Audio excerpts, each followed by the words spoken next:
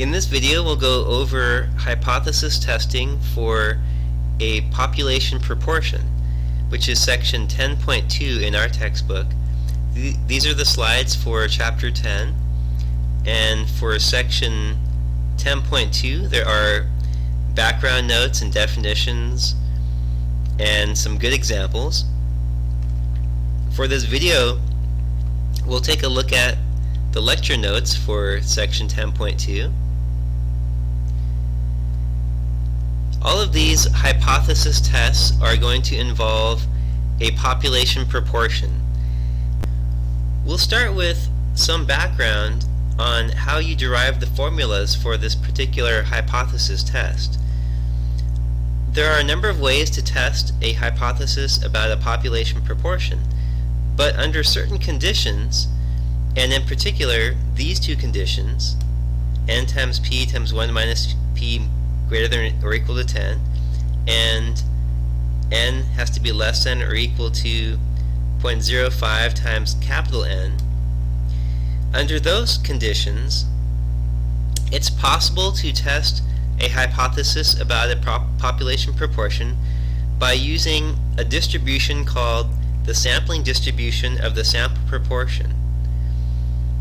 A sampling distribution of the sample proportion given some population proportion p and some sample size n has the following characteristics.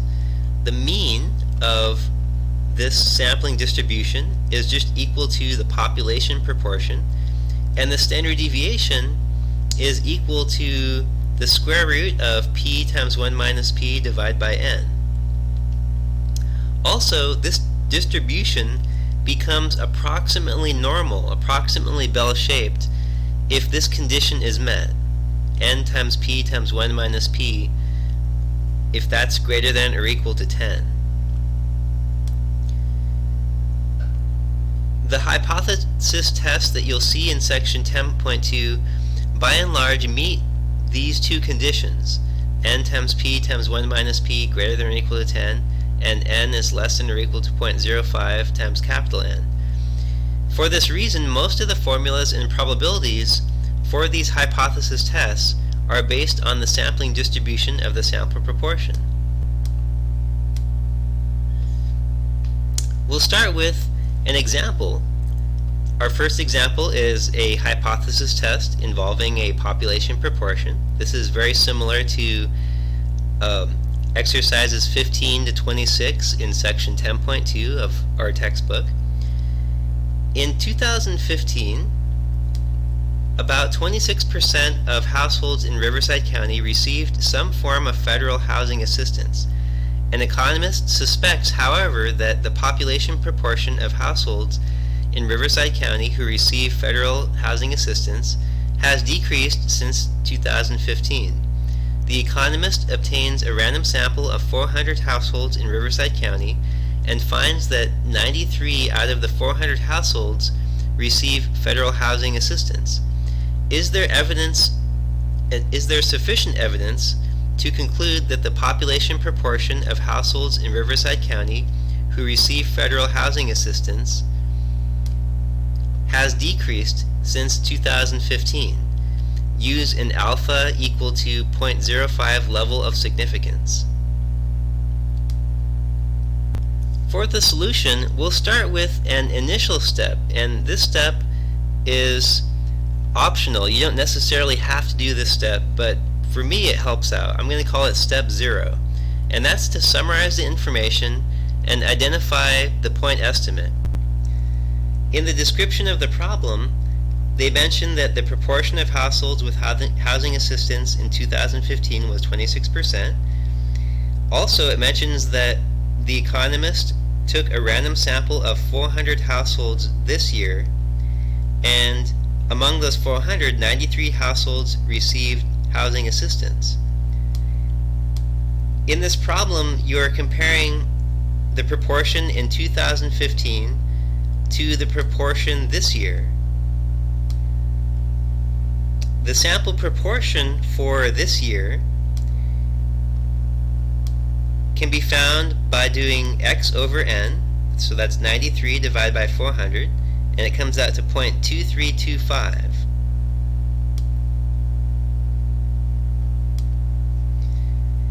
This year's sample proportion, 23.25%, is lower than 2015's proportion of 26%. So that would seem to support the economist's hypothesis. However, we'll need to test whether that sample proportion from this year, the 23.25%, is significantly lower and therefore sufficient to support the economist's hypothesis. Here's step 1. State the hypotheses, both the null and alternative hypotheses. This hypothesis test involves a population proportion. In the problem, population proportion is mentioned a few times.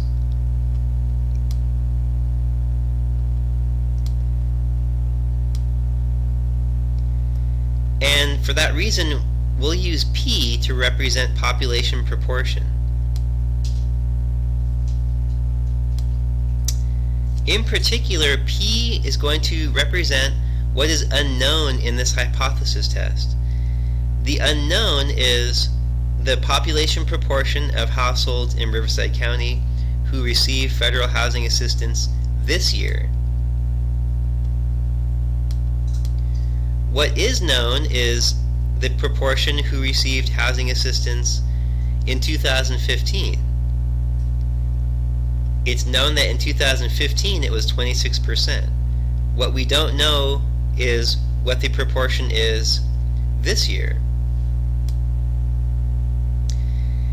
And the hypothesis then can be written in these symbols.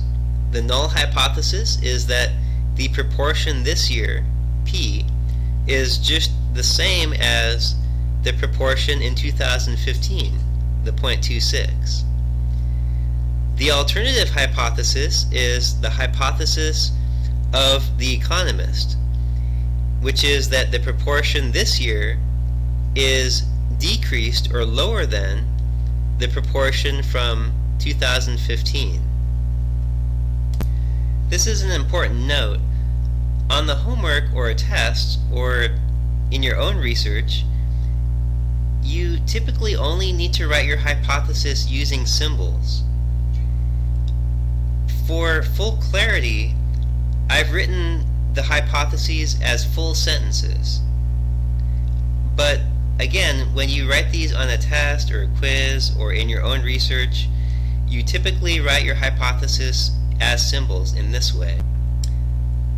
For now, I'm not going to read these sentences, but they're in the lecture notes if you did want to have those sentences to read for the hypotheses. We'll go to step 2. Step 2 is to verify the requirements for this hypothesis test. For this particular hypothesis test, there are 3 main requirements. One is that your sample must be a random sample. The second requirement is that the sampling distribution of the sample proportion must be approximately normal.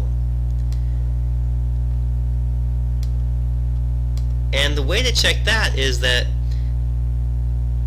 this is true if n times p times 1 minus p is greater than or equal to 10.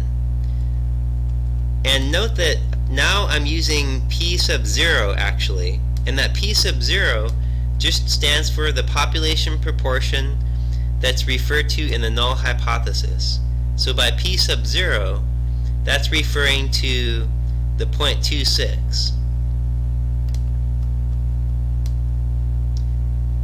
And the third requirement is that the trials must be, in effect, independent. And this is true if the sample size is less than 5% of the population size. In other words, you could check this inequality to make sure that this is true and therefore that the trials are independent. Let's go ahead and check out these requirements. The first requirement, that the samples must be random. Well, in the study, it describes the fact that the economist obtained a random sample, so I guess we can check that off. The second requirement, the normality condition, For that, we'll have to verify this inequality, n times p sub 0 times 1 minus p sub 0, and make sure that that's greater than 10. So n is 400, that's our sample size. P sub 0 is the 0.26, remember that's from the null hypothesis. Plug those values in and it comes out to 76.96, which is greater than 10. And because that's true, we can conclude that the sampling distribution of the sample proportion is approximately normal. The third condition, we'll have to verify that the sample size is less than 5% of the population size, and we don't know the population size, capital N. However, we could go ahead and plug in the sample size, solve for capital N, and then determine if that seems like a reasonable conclusion. So we'll put in 400 for the sample size, divide by 0.05 on both sides. It comes out to 8,000. So this means that this inequality, 400 less than or equal to 0.05 n, is true as long as the population size of households in Riverside County, capital N, is greater than 8,000. Since Riverside County is a large county, it seems reasonable to conclude that this is true, that there are more than 8,000 households in Riverside County. And therefore, this must be true. And if this inequality is true, that means that we can conclude that each trial is, in effect, independent. Okay, in the next video, we'll take a look at step 3 and 4 of this first example.